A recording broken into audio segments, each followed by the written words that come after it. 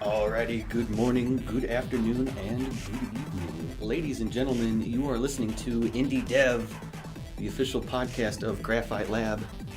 I'm your host, John McCullough. I'm here today with fellow programmer Zach Smith. Hey, what's going on, everybody? And the first of the reruns, studio director, Mr. Matt Raithel. Hello again, everybody. Thank you for listening. Yeah, for sure.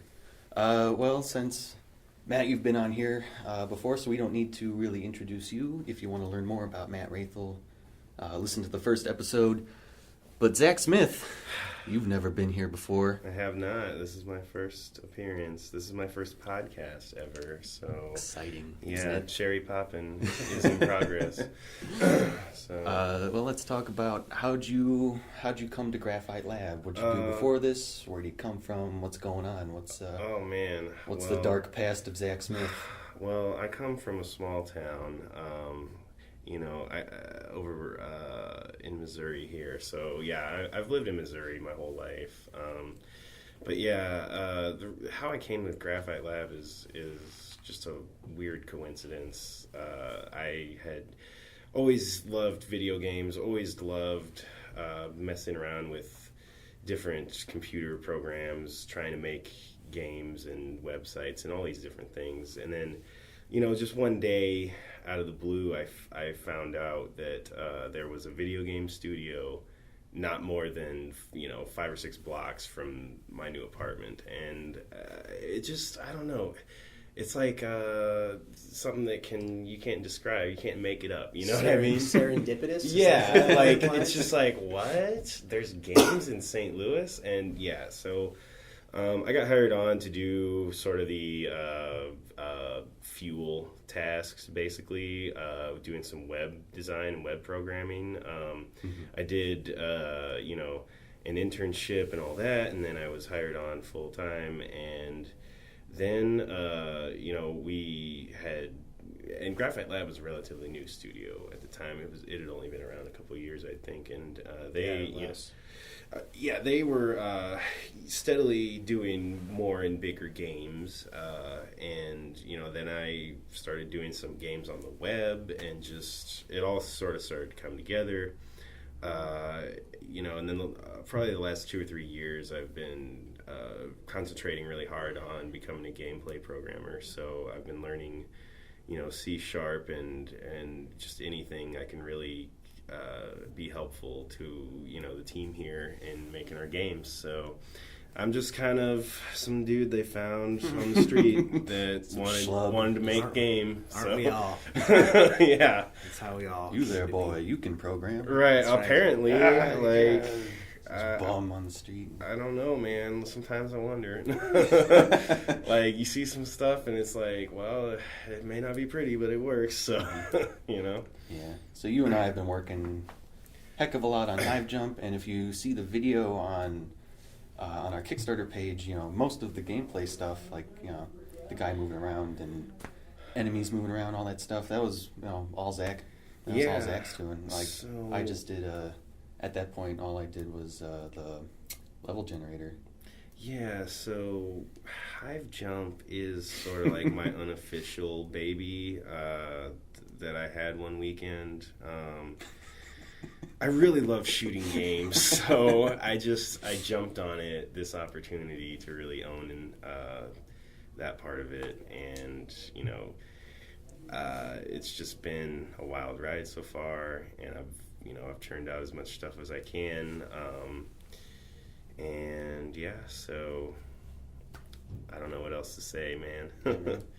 Yeah, it's all good. So you're next to Raithel. Are you the have you been here the longest? Yeah, the senior citizen. Yeah, so I've been here like over 3 years almost now. 4 years.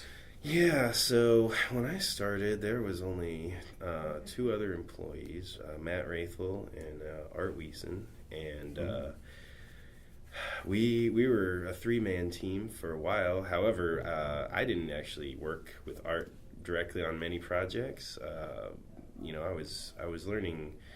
I was doing most of the web design work at first, so and I was basically designing and programming and doing little Photoshop things here and there. Just the whole package kind of really at once. I didn't even really start working with others until the last couple of years up here. Kind of fragmented at the beginning. Yes. But I have enjoyed having the support of a team, and I think they enjoy the support I provide, and it's kind of a cool little experience that we have going on. For sure. Yeah. Well, we don't need to introduce me. We don't need to introduce Raithel. So let's get into the part of the show where we just talk about what games we've been playing. So I'll just throw it over to Matt right now. Tell us, you've been playing anything? What's going on? Yeah, so I actually, two things that I've been playing. The first one, a little coincidentally, there's a game called The Floor is Jelly, and it's created by a guy named Ian Snyder. And I met Ian out at GDC in 2012, I think. And I was drawn to, he was at the Indie Games Festival. He's a student entry, and so he was there as part of their booth, and I was drawn to it because he was going to the Kansas City Art Institute, so it's a school in Missouri, a really well-respected art school, and I'd met with KCAI maybe 5 years prior, and they didn't really have any interest in doing game stuff, so now here 5 years after that meeting, I see somebody like Ian making this really, really cool game where you're this little tiny widget, think like kind of Super Meat Boy, only the floor is all elastic, or jelly as he calls it. So you have to be very buoyant and bounce around to get places. And it's a really, really beautiful looking game. So I was excited to see it, and I took a couple of photos of the booth where it was being played, and met Ian and talked with him for a while. And then fast forward a couple of years to like a week ago, and it turns out I was just jumped online or something. I don't know how I stumbled across it, but the game released like its official launch version like a week or two ago. So a little ironic that I hadn't heard anything about it in that break, but here's the game. It's like, I don't know, between $5 and $10. You should go pick it up, and it's really, really, really sharp platforming. If you're a fan of Super Meat Boy and others like it, I think you really dig it. And some really intelligent game design. You do things like there's an equator on the level, so like when you fall below this line, your gravity inverts, so then you're bouncing up inverted, right? So like almost like you're upside down, and you can pass in and out of these different influence rings that when you pass into them, it hides the rest of the level. So you don't pass through collision when you're in these little rings and stuff. It's really, really cool, complex, very elegant, and it was made by, as far as I know, one guy, and maybe he had some art help, but it's really, really sharp. So my only gripe about it, and I've discovered this is a personal pet peeve of mine, is it doesn't have controller support. And for me, for a platformer, like, controller is just a better way for me. I'm kind of an old dog, and it's hard to teach me new tricks, and I just am not comfortable enough with a keyboard doing like really tight platforming. Like I could never play Super Meat Boy with a keyboard. Like it's just too many things to handle. So we get some controller support on that thing, and I think it'd be pretty slick. But I definitely recommend it. He didn't do like the Binding of Isaac thing where he's just like, go download this thing. That's so late. I could probably do that and run whatever it is, Joy to Key to Joy or something like that. So I'll give that a shot. But yeah, I mean, I just think that for a platformer, for a real reflex-based platformer, most of us grow up using controllers. Maybe that'll change. Maybe more keyboards in the future. But I just think that that would have been my only complaint about it. But otherwise, it's beautiful. Disaster Piece from Fez fame did the soundtrack. So it's very cool to listen to. Yeah, he's selling everything through his website. I don't believe it's on Steam. I thought I saw it on Greenlight. It's very possible. So I've heard of the game, and I'll tell you where. Yesterday, last night, Tuesdays is when Steam does their maintenance. Okay. And Steam was actually down last night, like completely down. You couldn't log in or go to the website or anything.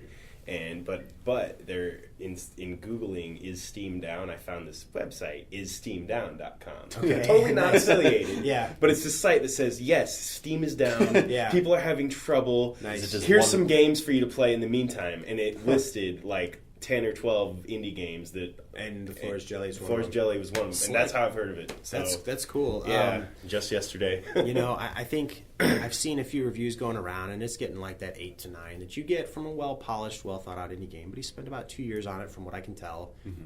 And that's just between the IGF demo and now. So he spent a lot of time on it. And it is fast. Like, you can fly through the earlier levels in like 2 seconds. Like, it is just... the whole philosophy, I guess, is you're trying to find the door to escape that level. So you come in a door, you go out a door. Is it like nothing the too single screen thing, like a Meat Boy? No. Or is there like a whole big... Some of them, there's like a whole big sprawling deal. That's crazy. It's not Super Mario World sized, right? Mm-hmm. But I would say if you're, let's just say your screen is 1 unit, some of them might be 5 to 10 units long or wide. Some of them are vertical, some of them are horizontal. There's spike floors that kill you instantly, so it's like instant respawn. So it's very iterative and very similar to like a Super Meat Boy. Is it like punishing in that respect, or is it like just casual? Yeah, it's super like, it's totally okay to die 20 times trying to get that one jump just right. Mm-hmm. The jump physics, like the whole springiness of the jelly, makes it a little bit tough to control because the way that you jump super high is by like cascading additional jumps. So if I jump once, maybe I get, let's just say 5 feet in my height. And if I continue to ride that elastic bounce of the floor, I can jump 50 feet, right, over time. So sometimes you have to like, build up those jumps, and if you don't time it just right, it's like on a trampoline, like you just don't get the bounce. So there's a little bit of that takes some getting used to, but but definitely recommend it. I always like supporting those kind of individual guys, especially when they come from a place in Missouri. So that's what I've been playing, and then I was very excited to bring up Gone Home. Oh boy! Because very much, I heard guys in the shop talking about it, and I thought everybody had played it, and I thought there was this big controversy. Well, I guess one of those is true, one of them is not. There is controversy, but I guess nobody else in the office had played it. So I don't know if I'm the first guy. We're just too smart to spend $20 on it. Something we could all make in 5 minutes. Well, I definitely... I definitely don't think we can make it in 5 minutes. There's a lot of craft that went into that experience because I'm excited to have the conversation of whether or not it's a game in a second. Mm-hmm. But I bought it on sale. I think it was on a Greenlight sale for like $4. So I was like, yeah, definitely, I'll pick it up because, I want to get more current. I'm notoriously behind in playing things that are hip and cool and latest. So I was like, all right, now I'm ahead. I've played both the almighty Forest Jelly and Gone Home now, so I'm legit. So I played through it. I played through it for about 3 hours, start to finish. Wow. It took about 3 hours. Wow. Okay. I've heard people say that if you know where to go, you can finish it in 8 minutes. Yeah, fine. Because it is one of those types of games where once you discover where that mystery key is, to go right there to that particular shoebox and open it up and find the key. Mm-hmm. Fine. So what the group, Fulbright is who made it. It's a group of maybe 3 people, I think, 3 to 4, small group. And they were all about the storytelling and the narrative. If we're looking at this thing as like an interactive narrative storytelling experience, outstanding. If we're going to critique this thing under gameplay discussion of, is this thing replayable? Probably not as much. I mean, part of what makes it impactful is like discovering stuff. So once it's there, you kind of expose the punchline. Before we go any further, let me just make sure I get everything straight. So it's kind of like an adventure game, kind of without puzzles. I'm going to go way back and say, if you remember like The Seventh Guest, 11th Hour, early, I think Trilobite. Well, that's horror though. Those are actually kind of scary. Here's the thing. I didn't know what this game was when I played it. I thought maybe it was a horror game. I know that John on this podcast is a big fan of horror. I know Zach's a big fan of horror, so I thought maybe the controversy was because this game was unfairly placed in that category. I didn't know.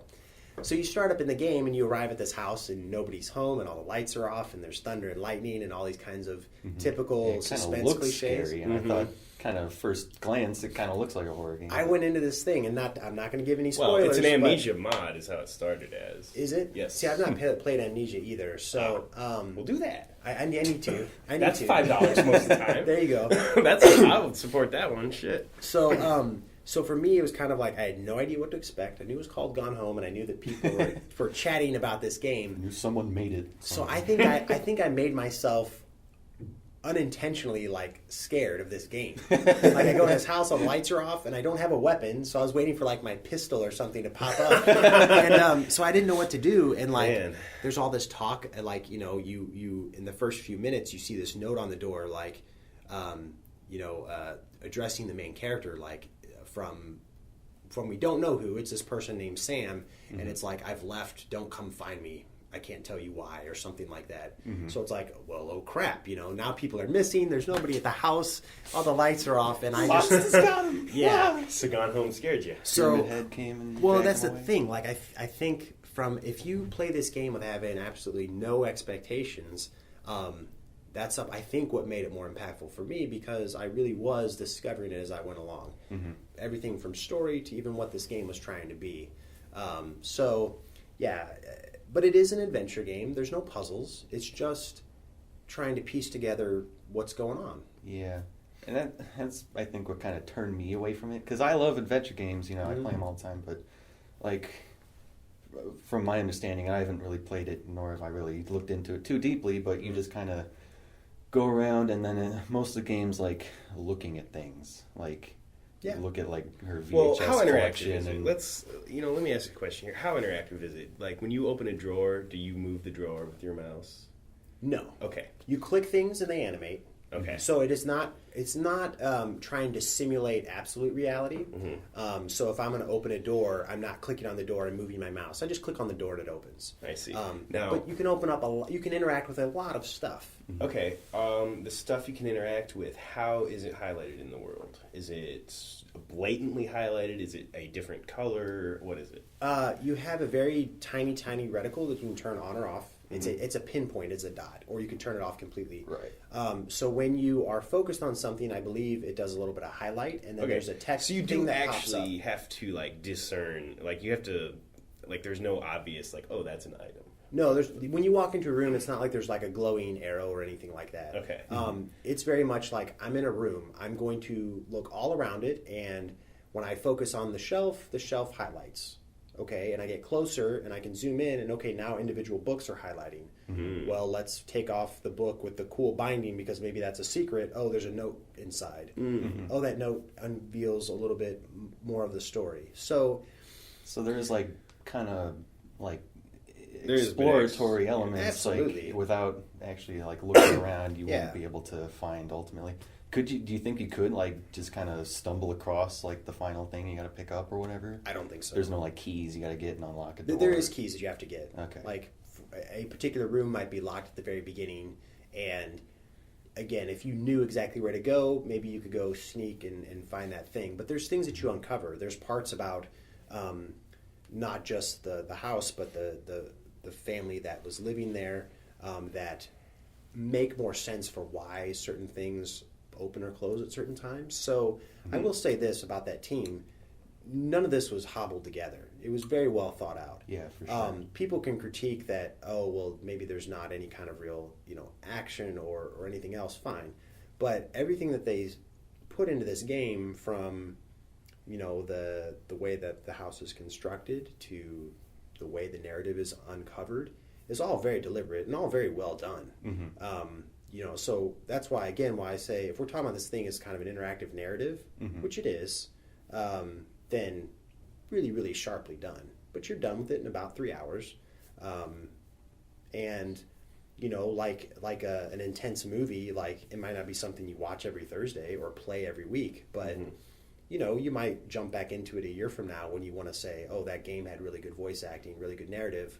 Let's go jump back in and play it, or, play around for it. So $5 price point, it was worth my couple of hours. Paying $20 for it? might be a little bit steep for my taste. And so the controversy or whatever, my reason for not playing it is it's $20 and it doesn't look like it has much content. My reason for not liking it is do we need a spoiler warning real quick? No. Okay. The reason I don't like it is because it's getting put in the same category as bigger video games. Like, you know what I mean? Like, it's winning Game of the Year over Assassin's Creed. And that is wrong. It's just wrong. So it's a great thing to bring up because I believe Polygon gave it their Game of the Year. I might be misquoting that, but let's just say they did. Somebody did. I mean, Game of the Year is such a subjective thing. Like, everyone does it Every differently. game is a Game of the Year at some point. Yeah, I would say that. I would see how many websites are doing things like this. Polygon, I think, might give this Game of the Year because they see somebody that took a risk and had really good storytelling, voice acting. They tell a decent story. To deserve Game of the Year, maybe not without some qualification. Right. You know? I mean, and you're right. Game of the Year doesn't mean anything anymore. Because there are categories that you could give it, like, narrative, right? Talking about really great narrative, great story, great voice acting. I think all those things are really, really well done. But like, if we're going to evaluate this thing as really game of the year, I think giving something like Game of the Year to this game is trying to make a statement. And I think that's what you're taking issue with is like, oh, well, they're trying to be, too maybe sophisticated and trying to make a statement and giving this thing Game of the Year. Much like... But it's video games. Games is in the title. And that's a good question. Yeah, so I went back... They should call it something else if it's something else. That's why I say, if it was me, I think it could be a good contender for, strong narrative and that sort of thing. Interactive experience. Right, they could just sell, a whole different line of product. Best story, best something. In order to defend that argument on their behalf, though, I went into some of my previous notes because I teach on the side and I've had the opportunity to teach game design on the side.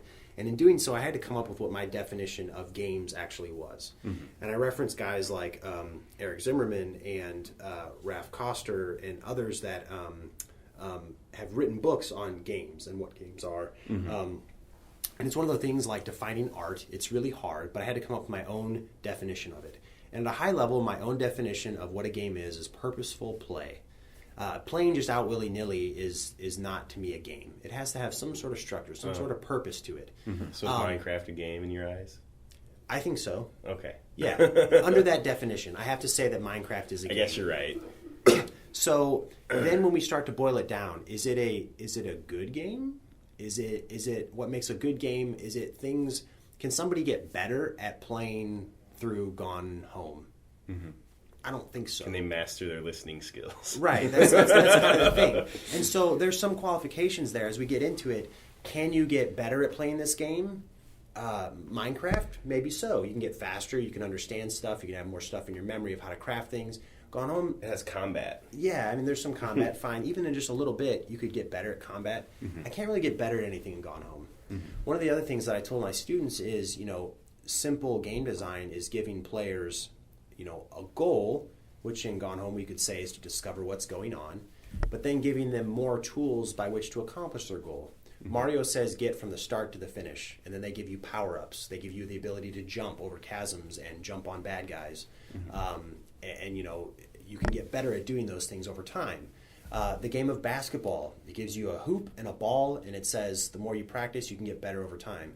I can't get better at Gone Home. It doesn't give me any other tools by which to get better.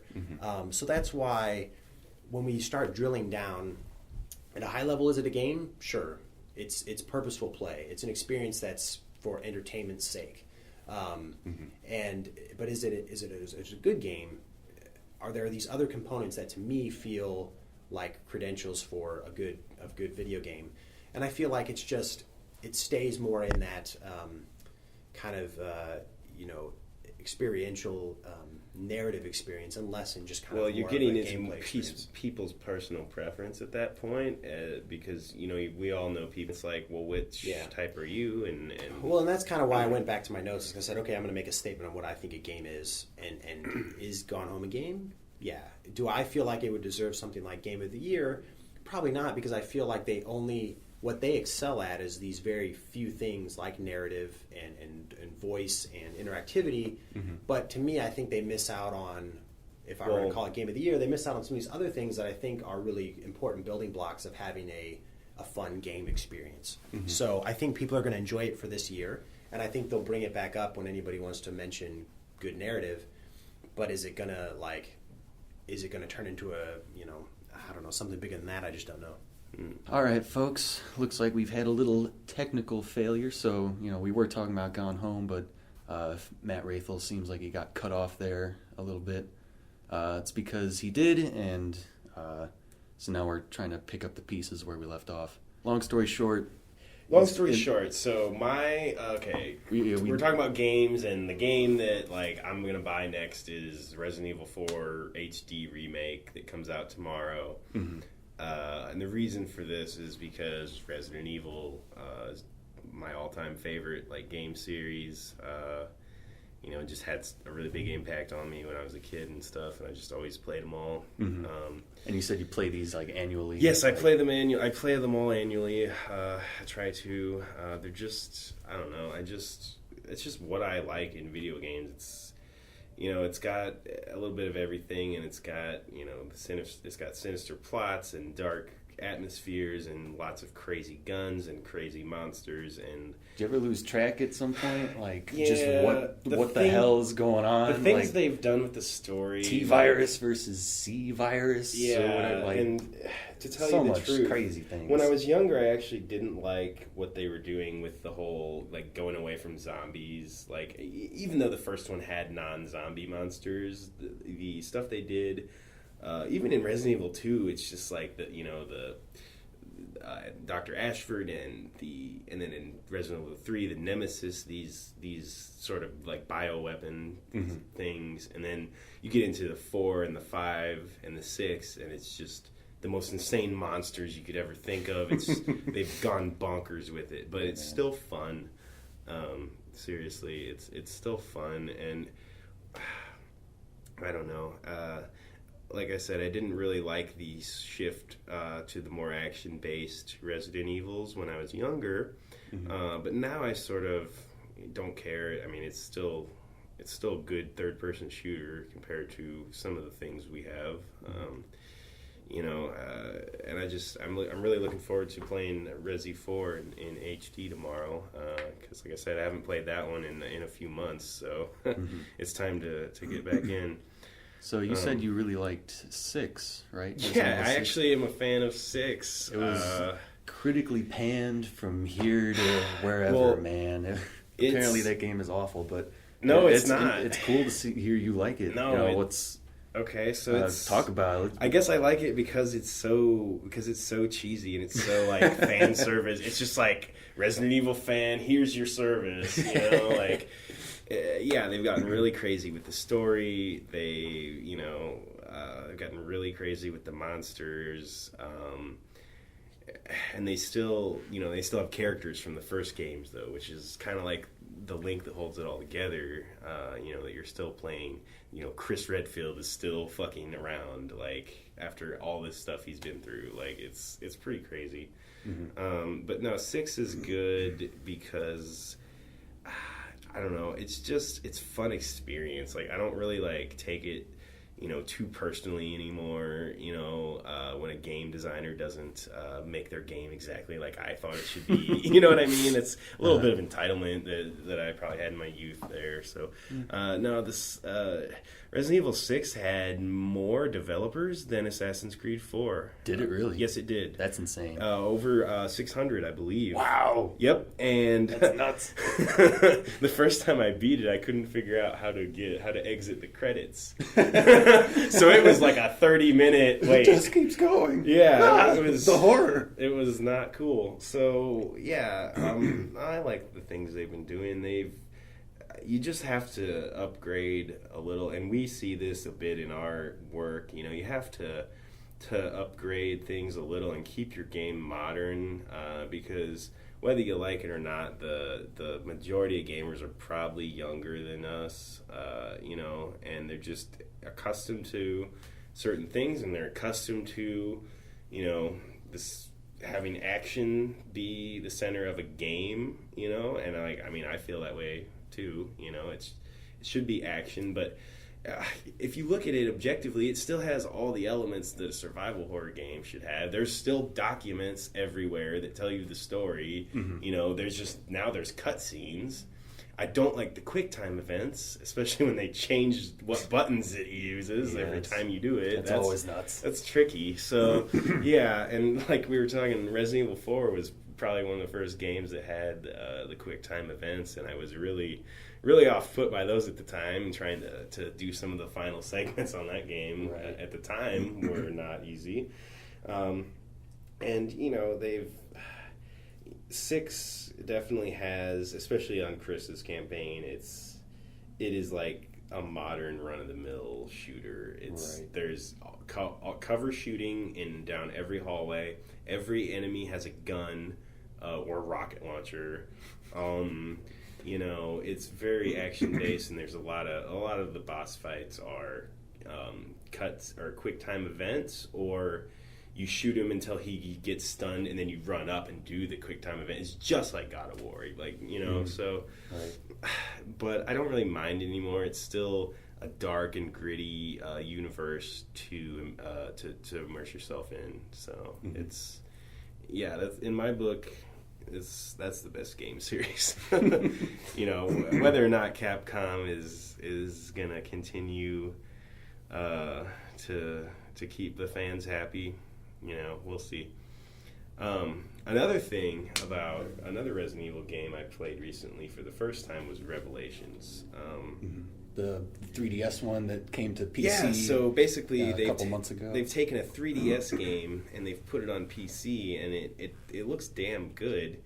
But, you know, my eyes can see, like, I can see the mobile, like, look of it. Like, you can just tell it's not super high res. But as far as, like, gameplay, it's definitely a step down. I don't really consider it a core game in the series, because it's very important, though. Like, the story that it tells you, it's, like, crazy. It tells you all the stuff that happens between 4 and 5. Right. Between 4 and 5, you get, like, when you play 5, there's, like, no story. There's just, like, Chris is in the BSAA, and the BSAA does this, and that's the story. So, like, you have to play Revelations to figure out why there is BSAA and all this kind of shit like that. So, cool. It's not bad, but as far as gameplay goes, like, a kid could do it. It's not challenging. It's got all the upgrades that Resident Evil 6 has, where you can move while you're aiming, you can use health items instantly, you can reload instantly, you can walk while reloading, but it's one button press. So it has all the, like, cool mechanics that the newer games have. And that's some of the stuff that, like, helps distinguish this, because we were talking about this in the part of the podcast that got cut off, but, like, the distinction between, like, action horror game and survival horror. It's like, you know, healing instantly and being able to aim and move at the same time, and those, like, nice little things that make the action a lot smoother puts it more towards the action horror category, in my opinion. And we mentioned, you know, a lot of the people I talk to have their own definition of really what makes it survival horror and what makes it action horror, because there's kind of not much of a set characteristic. There isn't. It's, in my mind, I like to think of the ammo numbers as one of the main factors, to be honest with you. Like, how plentiful are your resources? And that's a big part and of that's it, why when you read reviews of Revelations, people will say, oh, this is a return to real survival horror. And the only reason they're saying that is because you can only have, like, 30 pistol bullets until you find a bandolier or something to hold more, and, like, all this kind of stuff. But it doesn't really detract from the action, because, I mean, you can dodge enemies very easily and perform melee attacks on the enemy very easily. Do you think it's like they're getting too stingy with death? Like, people don't like dying and having to redo a whole bunch of stuff, so they're just just get through it, you know? Like, it depends. Like, 'cause I've been playing the first one, like, for the last, like, month.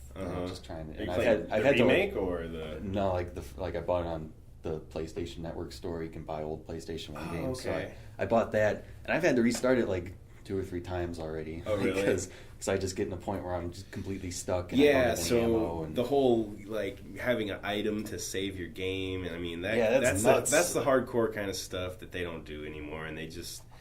I mean, I don't like. I of course I hate them for it deep down, but like as a game maker, it's like yeah, like you want money, right? You gotta like make it at least approachable by a new player.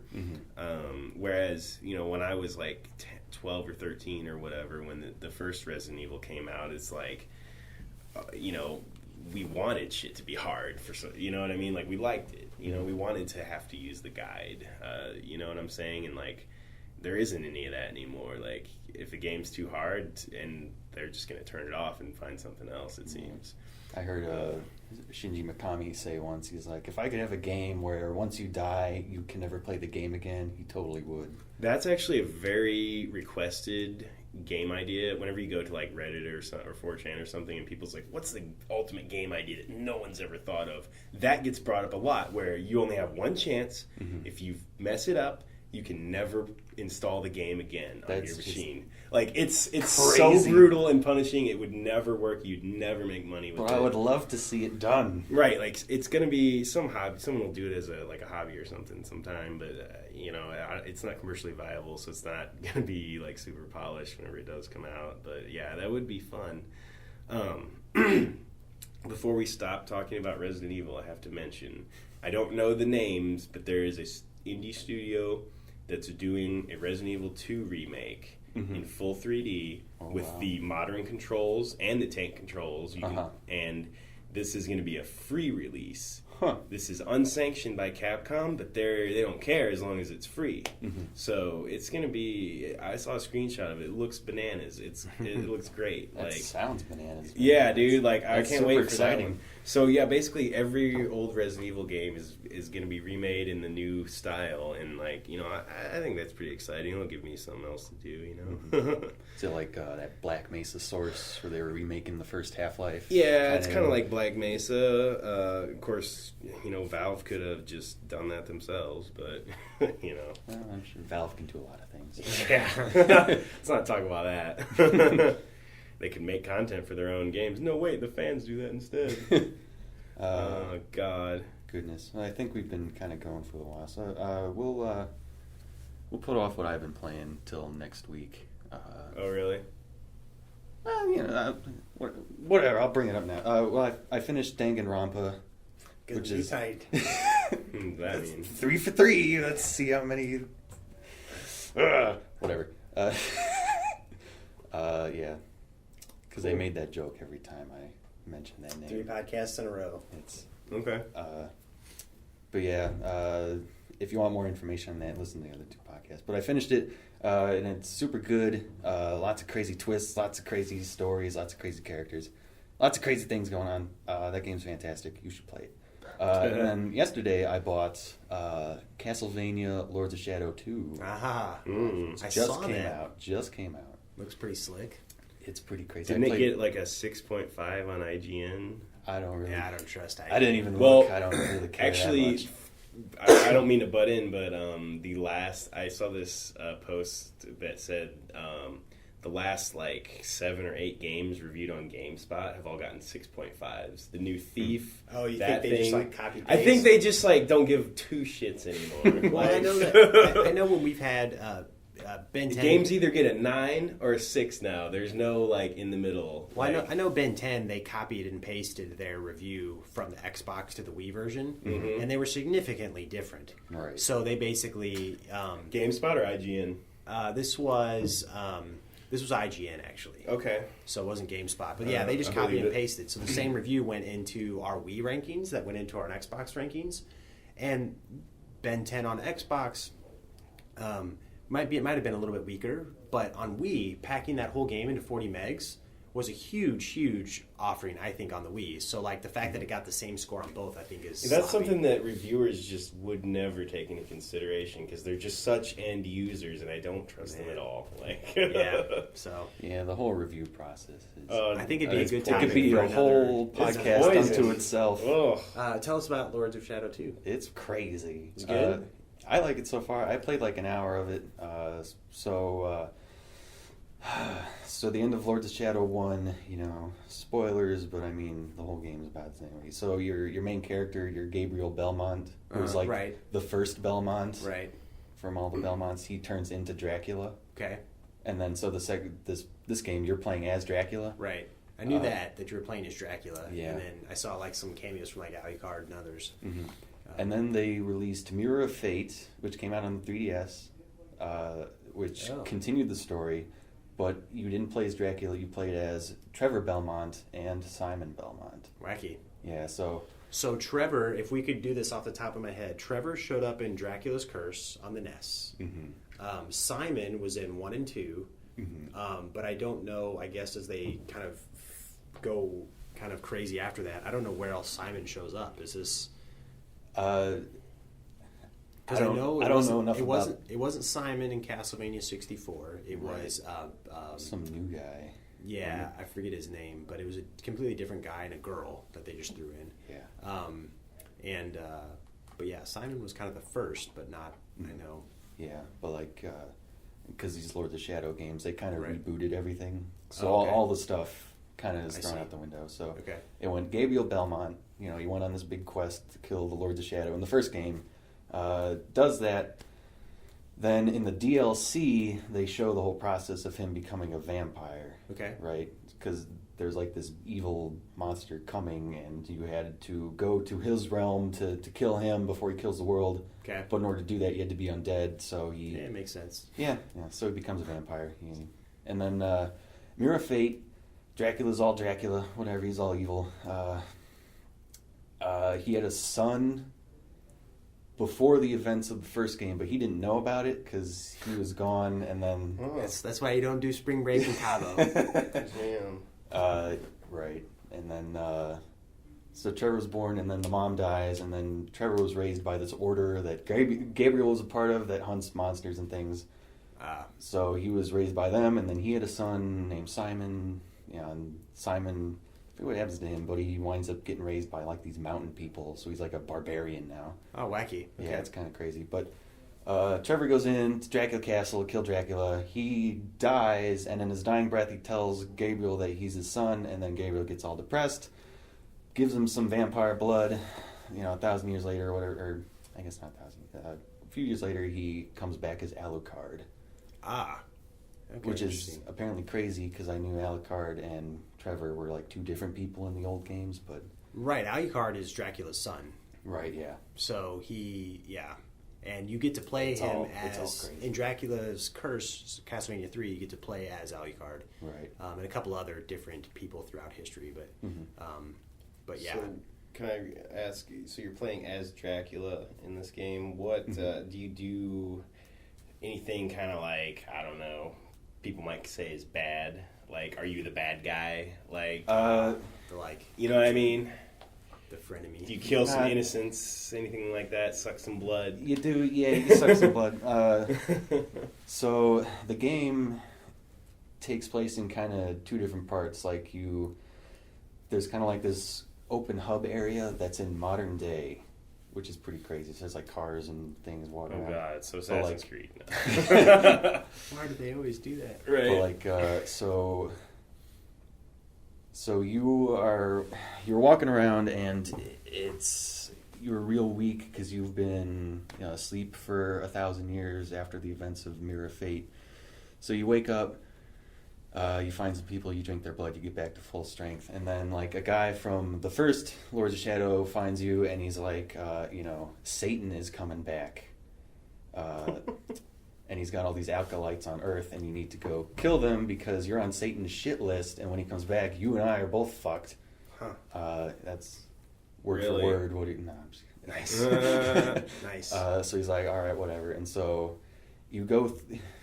So you're just a bad guy killing badder guys. You go, yeah, pretty much. Yeah, You go to this demon pharmaceutical company, and then while you're in, there's like big robot guards and things going on, and it's Wacky. crazy. This is There's, like, Castlevania? yeah, and then there's like a weird stealth segment where like you get in the shadows and you can turn into a pack of rats and walk around these guards. And That sounds cool. it's, Wow. it's really I like nuts. the animal transformation stuff. Yeah, I might buy that shit. All right, so I have a present for you, John. I have my Raithel's Castlevania trivia. I'm going to Oh, rapid goodness. fire you some stuff. Oh, jeez. Okay. If you call yourself a fan. Is this a whole segment now? Whole No, new segment? no. Raithel's trivia? We need a buzzer. Actually, this could be our podcast sponsored by Duels Video Games by Graphite Lab. Go download our great video game trivia app on your friendly iOS and Android app store. It just reminds me of Wayne's World.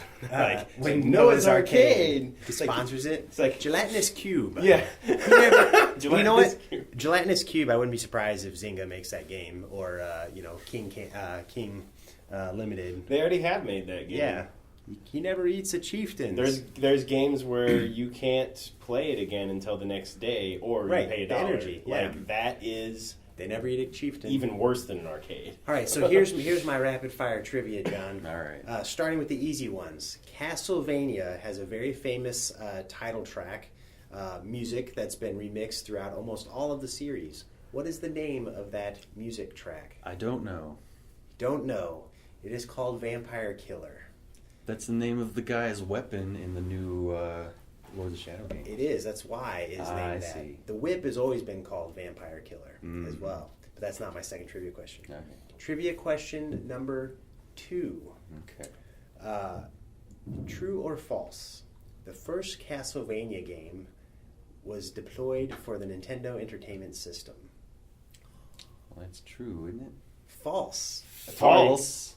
Also false. Damn. The first Castlevania game was actually called Vampire Killer, and it was deployed to the MX2, MXRX2, I forget the actual name, but it was a Microsoft gaming system. And that's where... That's like the Japanese Yes. thing. That was what Metal Gear was on. Yeah, Metal Gear as well. Before it Basically, came to Konami, NES. before they started producing for the NES, a lot That of big makes sense. Konami classics showed up on that platform first. Huh. So when you see the original box art for Castlevania, it is not called Castlevania until it arrives on the Nintendo Entertainment System, specifically, of course, in the U.S. Cool. So now my third trivia question Okay. immediately escapes me. I had it in my head, and then it left me. That's what it was. In the original NES Castlevania games, and in some of their subsequent sequels, you could get double and triple shot for your special weapons. How do you get these double and triple shot bonus modifiers to appear? Whipping candles. I don't know. Kind of. I'll give you half credit on that one. You know what? How you get them to appear is you have to kill 10 enemies in a row using only the special weapon. Okay. So if I'm using my boomerang and I kill 10 zombies in a row with my boomerang, not with my whip or anything else, the next candle that I strike will be a double or triple shot depending on what I have. I see. If I already have a double shot, it'll become a triple shot and so forth. See, this is rough because I played the first one a little bit and then I didn't play any of them until these Lords of Shadow came out. So Well, there you go. There's my triple trivia. make me look like I don't know anything, like a big idiot. All I know is about games that are 30 years old and nobody plays anymore. So, yeah, next time we'll do triple trivia on some other game that at least has some old roots. I could do like Twisted Metal trivia or like a Metal Gear What? trivia or something crazy like that. Twisted Or Metal. Silent Hill. Twisted Metal was trivia. designed by what famous God of War 1 director? David Jaffe. DJ, old David Jaffe. The Jaffs. That's all I got on Castlevania. But it sounds cool. I've always been a fan of Castlevania games. Yeah, man, it's real sharp. So It's Yeah, I actually- might even pick it up after what I've heard. It's actually, out of all the devices that we have in the lab, they're all named after video game stuff. We don't have any of them named after Castlevania stuff. we should. Belmont should be the name of one of our devices here very soon. I just don't know which one it could be. Sounds So like a plan to me. that's We'll all I see. got. What new devices would we possibly need? We're developing for PC now. We'll name our video cards. Don't Yeah. know. Name That's our- crazy. This one's Trevor. This one's Simon. This Yeah. one's... Oh damn. Oh, goodness. Well, Back to you, John. There's a lot of more games I've been playing besides Resident Evil. I don't know how much longer this thing goes though, but goodness, we've I've been spent a heck of a lot of time on that. Do a well, little hive jump. Why don't you talk about, well, yeah. Lead the way, John. We are at your. What do we want? What do you want to know about Hive Jump? here, if you could do it reasonably quick, let's talk about Dwarf Fortress. For Oh yeah, so I've been playing a lot of these city building games like Banished that just came out, and Space Base DF9 is one, and Nomeria. There's a lot of these like city civilization type building games that I've been playing, sort of leading up to me. I've been hearing about Dwarf Fortress for a while, but never really felt like I could grasp it all, but. Suddenly I just found myself interested. I was playing all these city building games and I was like, oh man, these are too easy. There's not enough stuff. I felt like, okay, I want to check out the most complicated game ever made as it's hailed. So I did start my first world and do my first fortress yesterday. And it was pretty fun.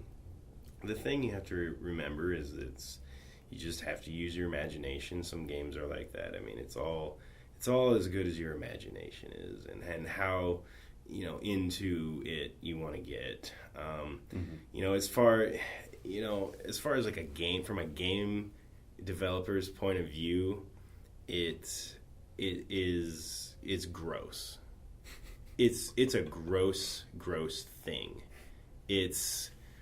I think I'm suspicious, but I think the reason it doesn't have graphics anyway is that it is destroying your CPU the entire time you play it because it's calculating everything. Right. Like everything.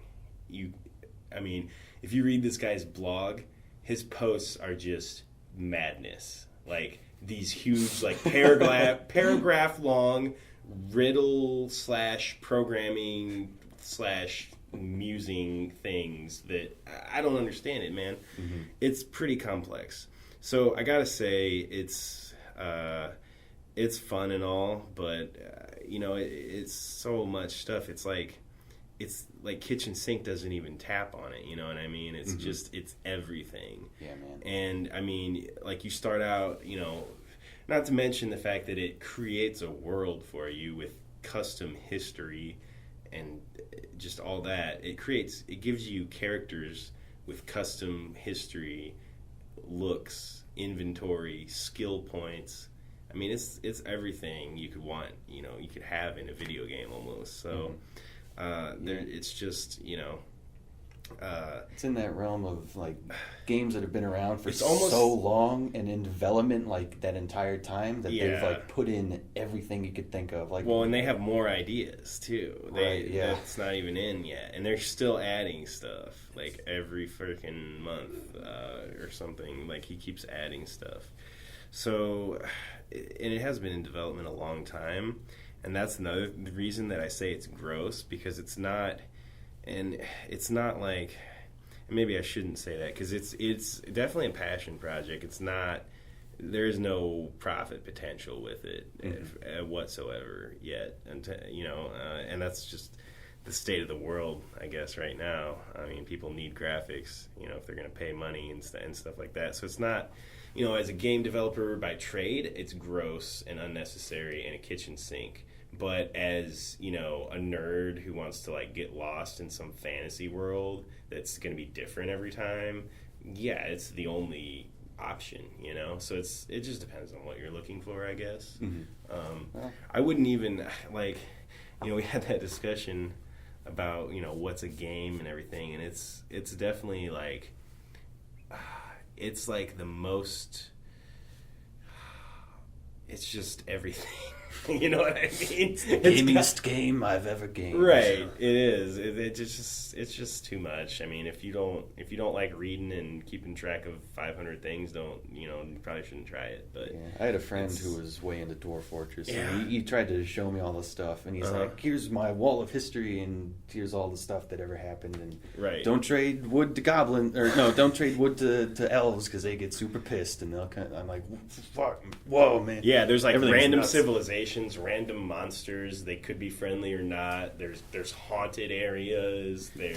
I never trade my wood to goblins. Right. Goblins are untrustworthy. Well, and I never so trade anything. the reason, and what's more interesting than the game is the reason that I get into it and the reason I hear and how I hear about these things. Like, people post these huge page-long stories of their adventure that they have in Dwarf Fortress, and it's really fun to read. And you'll read things about guys that have made forts that are impenetrable, forts that have booby traps, because you have all the tools to make booby traps and manipulate water and lava and other liquids. There's grates and bars and everything and pumps. Like, you can basically, the reason that I even played is because I read this story, and this guy had a huge like fortress underground with like 30 levels of like staircases, and he had all these systems in place where he could flood different levels with lava. That's nuts. And kill all the invaders. That's like, nice. I was like, holy shit, like that is what's up. Like, I need to get me some of that. So that's kind of the reason I went after it. But Cool. like I said, yesterday was like the first time I ever played it, like sat down and actually played it. So, and it seems like more of a weekend thing than you can't just play it for 2 hours after work. Like, you need to like sit there and do it all weekend, like put on a wizard hat and get a beer and you just be a dwarf, you know? Settle in. Yeah, definitely. Role Right on. play. So Nice. Let's move on to Hive updates. Anything crazy going on with Hive Jump? So lately? we've been doing a few interviews here and there, talking with some other fellow podcasters, folks from the Gamers Lounge and 8.5-bit, reaching as far as Australia with that second one in terms of audience. So it's pretty cool to have people reach out and want to talk more about Hive Jump. We've been kind of moving back to kind of internal developmental pushes, refactoring a few of the systems, pushing forward with more art and graphics and animations, additional design for the menus and flow and some of the weapon systems. And so it's, we're adding some additional floors to the tower now, at least in terms of planning, getting those blueprints sorted out. Had a lot of people reach out to us through the Kickstarter, offering support. Lots of interesting musicians that want to lend their name to the project, so that's been very flattering and exciting. Anyone big and famous? They're all big and famous in their own right. Internet famous. But nobody that I'm at liberty to mention just yet. Hans Zimmerman, man. Yeah, that's right. Just Hans Zimmerman and Michael, whatever's a close variation to Giacchino. What's another? John Williamson. yeah. John Williamson and Danny Elfman. Danny Elfs. Yeah. So anyway, but yeah, we continue to push on. It's still been the most fun that I've ever had making games, and we'll continue to push out new updates. The last update, I believe, covered a lot of the things that I've just mentioned. It was bugs, wasn't it? All the new enemy types, or No, we pushed out another one. Oh, it was gameplay weapons. So some of the Right. crazy things we're doing with weapons, showing like huge, splitters on a flamethrower, and then the BFG making it huge, is the video that we pushed out. Some of a little bit more content, some new screenshots, that sort of thing. Yeah, we talked a little about that last podcast too. Yeah. But we actually got like kind of a working prototype, a little bit of it, and that's, I guess, the video you're talking about. Yeah, so we did, kind of the way we work here, and the way that I like to work with kind of all dev is when you're doing this type of work is kind of iterative. So we did a bit of a proof of concept, saw what those things looked like, and then now we got to go back and kind of refine them and build them for more lasting use. It's like an artist, doing a thumbnail sketch, right? We're just kind of trying to lay out the composition, lay out the way that it could work. And then we got to go back and build it in a way that is, extensible. If we have 3 weapons now, fine, the way we did it might work for a second, but then our idea is to have, 7, 8, 10 different weapon types and different modifiers, and all those combinations have to work very efficiently together. So, that thumbnailing process, even in terms of programming and game design, is a way that I really like to work, so that we can kind of see how something, if this is fun, has it got potential, and then we can go back and build a bigger, more robust system to support the expansion. Right on. Well, one thing I was gonna say, one thing that the fans might want to know about is the art style is getting improved every day. Right. Yeah. We've we're still going to use pixel art style, but I believe we're going to be using more pixels, and we're going to be we've up-res. Yeah, we up-resed our quotes. Our character is going to be a lot more lifelike than you've seen in the prototype. That's very important to game immersion. Looking at all kinds of different ways to do animation in a smarter, better way. Yeah, so basically we're going to have very, very nice animations on our pixel art guys. And just sort of create that that look that our artists have been striving for, and then just everything else that goes with that, the environments and the lightings and the cameras and just all this stuff. The visuals are getting a huge upgrade from the material that's out there right now. So when you see when we were ready to release some of that stuff, I think it's going to be a really good get people excited about it even more. So yeah, for sure. Do you know what the Kickstarter's up to? So the Kickstarter campaign right now, I think we're just cresting over 6,000. So we're about halfway. We got 18 days to go. This is the lull period that everybody talks about.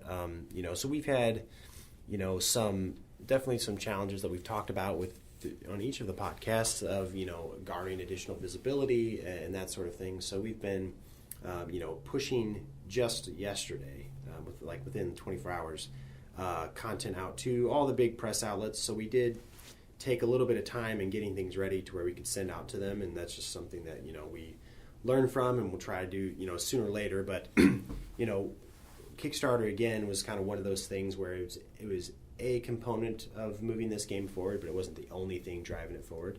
So we've continued to stay on our original plan, which is to get more people aware of the game. We certainly appreciate all of our fans tweeting, posting on Facebook, posting on other game sites about the game, and it's just something that we kind of got to keep our attention to it. So in this period where we're at right now, this lull, it's about kind of doing another content push. That's why we've been making new videos, doing more interviews and kind of press contacts in effort to really get this thing continued, pushed out there into the world, and get more and more people aware of it.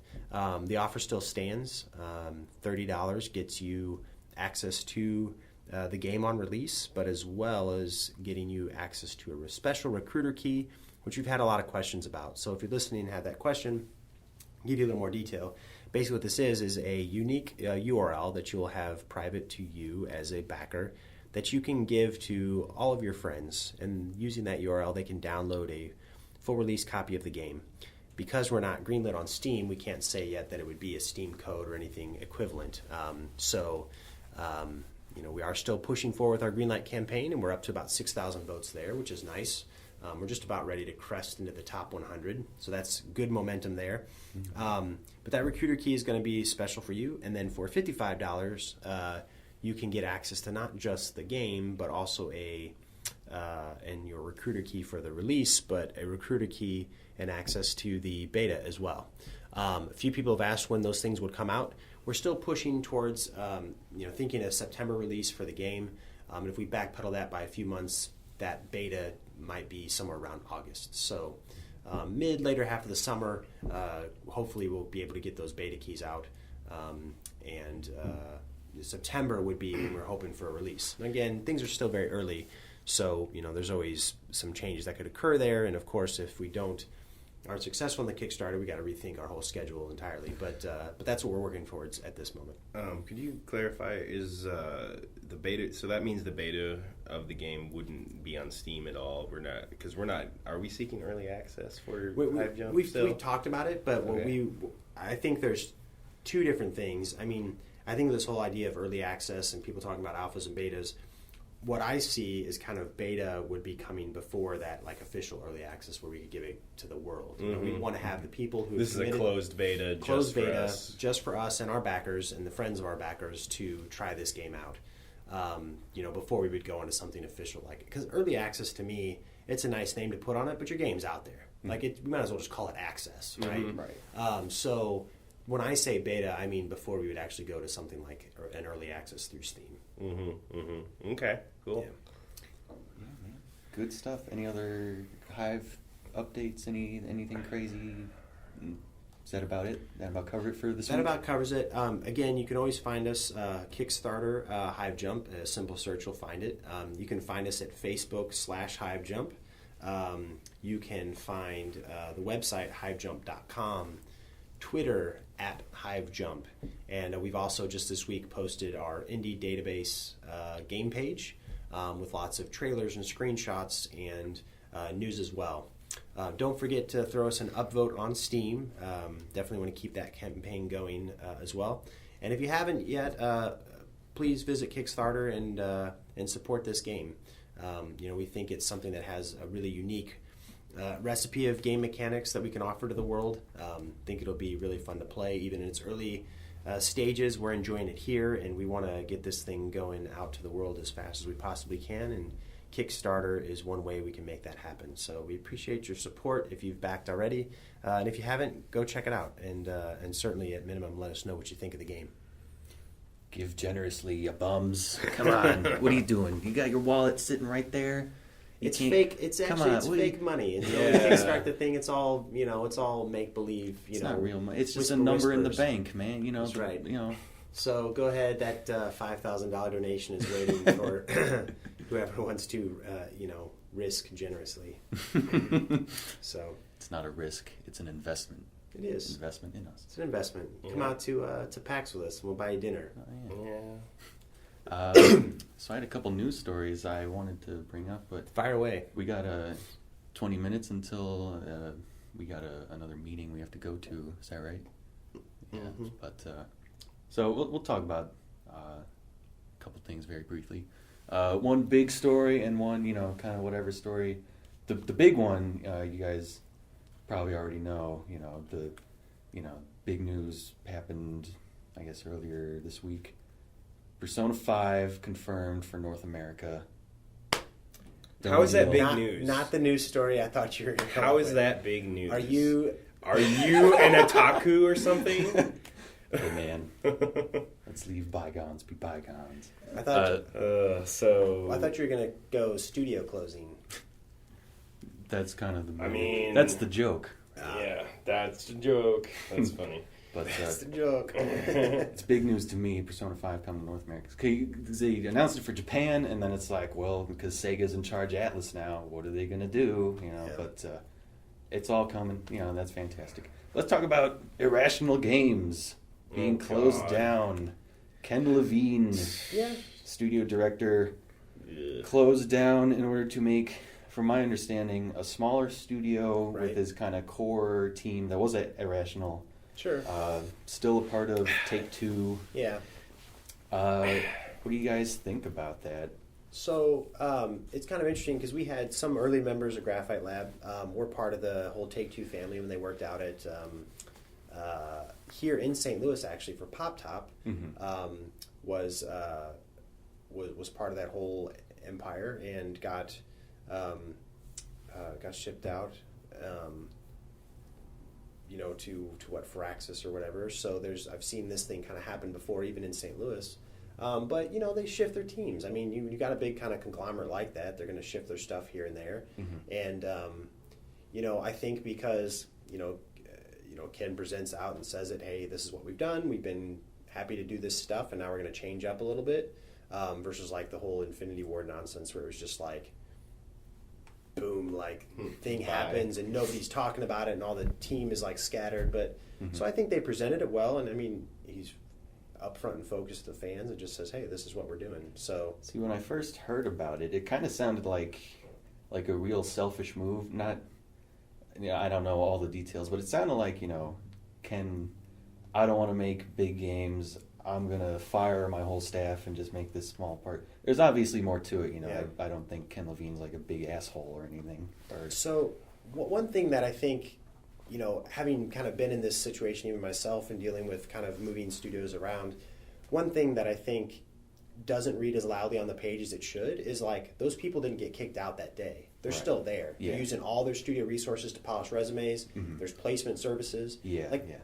And where is Irrational Games? I don't know. Is it?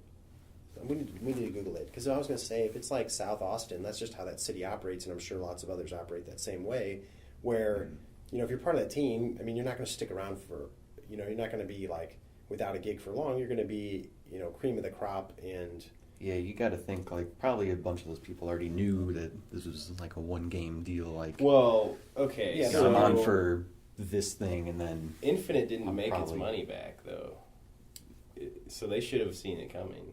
They spent. Did it not? Like, no, they it's such spent a big release. They overspent the marketing budget on that. They didn't even sell 4 million copies of Infinite. Wow. Jeez, I didn't know that. But it's like this critically acclaimed, highly advertised, like big budget thing, and it's no surprise to me that this has happened. It's happening to other studios as well. I mean, the Rocket thing. Dean Hall left Bohemia to make a smaller team, and basically just cut and run type of thing. Because they want to do their own little thing. Big guys leave big shops. Small guys leave small shops. I kind of left Black Lantern in a way to come out here and make this small team thing. So, I mean, we didn't like close down Black Lantern because that was just silly. So, right. I mean, it might have been something where it probably is what Zach says. I mean, there's probably a money issue. So, because if it was still making money, I don't know many businessmen who say, "Oh no, let's shut it down. Right. It's making a lot of money. Time to cut it out." Yeah. So, and that's kind of what I wasn't sure of, if Take-Two like instigated this shutdown, or if it was Ken Levine wanted a creative shift and shut it down himself. I'm just speculating, but I imagine that it would be some of both. I mean, bottom line, big games are big business, and if you're not making money, then time to go home. Sure. I'm pretty sure that was the reason. They just didn't make all the money back they spent on advertising. It was in development for like 6 years. Yeah, that part too. Which is so that's why they didn't make it back. It's like fucking 6, 8. 4 million is a really small number, though. Yeah, for a game that size. It's good and it's not good, but like this whole gold rush of like big games having massive budgets and having to reach massive heights. I mean, we're going to reach a threshold where there's just not that many gamers in the world to reasonably pick up the game. Well, look at Remember Me. It was this game by an unknown dude in a new studio. Their first game, it was 3D. It was $50. It bombed hard because nobody knew what it was. And like they even had Capcom or somebody publish it for them. And they bombed hard. It was on PS4 and stuff. It's one of those things. I mean, you look in the film industry. It happened briefly when, back in the late '90s when Blair Witch made all that money on like $30,000, and everybody's like, "Oh, we're gonna go retro, handheld cam retro and make it super cheap, and that's how we're gonna make our money." And I think with how the app store is working and stuff, I think a lot of people are like, "Oh, well, we can make small, simple thing, and it can make $1 billion." So.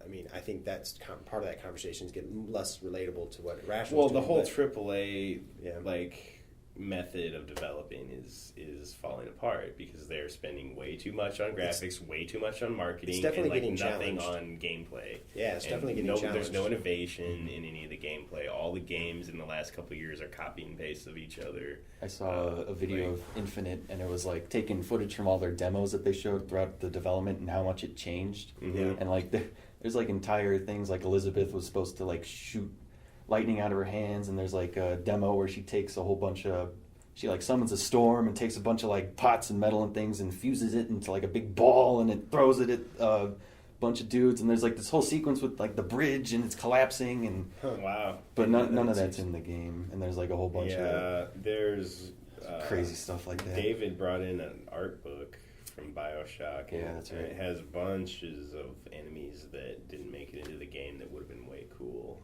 Yeah, it's hard. I mean, it's hard stuff, but I mean, it is big news. I mean, for me, I'm glad at least we're just hearing about one of these a year instead of like 2008, where it was like, hearing about one of these a week. Mm-hmm. So, I think right now we can still call it a strategic decision. Maybe it's motivated by money, maybe it's motivated by creative choice, but it's still upfront, public, strategic, and we'll see. I don't have any worry that people that have been connected with a game like that aren't going to be able to get snatched up. I don't know. It's going to be just for sure. Like, sitting on Boston streets like we'll make games for food. Yeah, I'm pretty sure they're good. They're probably all good dudes and dudettes, and they will probably get scooped up. Oh yeah, for sure. Our hearts go out to the former employees. We pour one If out. you want to get scooped up, come to St. Louis. We pour one out for the homies. Yeah. So, let's talk about emails. Do we have any emails from Hive fans, from fans emails. of the podcast? I will say the thing that we are most getting emailed about right now is people excited to throw their hat in the ring for sound and music. We've not publicly announced a particular composer for the game, so most of it, and some of those emails I've kind of already answered. When are we planning to release? When would the beta go out? And how do those keys work? Are the biggest questions that we get. Right. Those now pushed into the facts section. But also we've been getting a lot of people saying that, hey, I'm a composer. I love the way High Jump looks. I love sci-fi. I love this nostalgic feel. Take a listen. And to all of those, if you are listening to our podcast, we're going through those as quickly as we can. There are a lot of them. So we're flattered for the attention. And now it's making it a very hard choice to try and narrow down exactly what type of audio sound bed we're trying to put in this game, because now we've been given so many new options and many new directions to consider. So that is the gist of it. So those 3-4 things are the ones we're getting the most over emails right now. Okay. So no podcast specific emails. No one's written in. Does anyone even listen to this thing? Probably. I don't know. Nothing about that. Nothing exactly for the podcast. Okay. All you listeners out there suck. What are you going to say about that? No.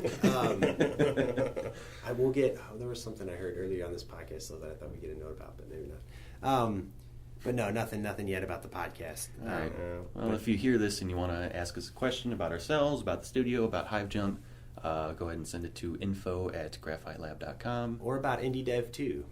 If you are a young, aspiring game developer and you're wondering, should I go Unity or should I go Game Maker? We could answer that question. Of course. If you're wondering, should I, Is that even a question? what do I need to make game? Where should I go to school?